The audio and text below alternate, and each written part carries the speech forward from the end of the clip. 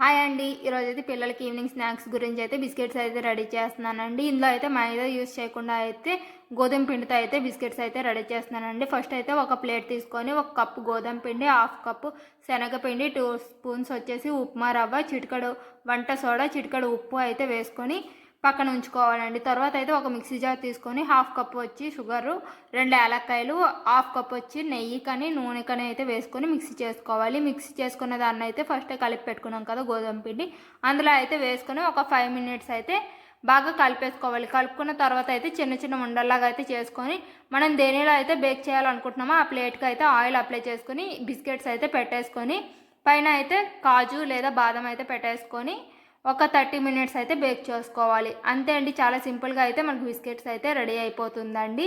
నా వీడియో నచ్చితే లైక్ చేయండి, ప్లీజ్ సబ్స్క్రైబ్ చేయండి. ఏదైనా రెసిపీ కావాలంటే కామెంట్ చేయండి. థ్యాంక్ యూ అండి.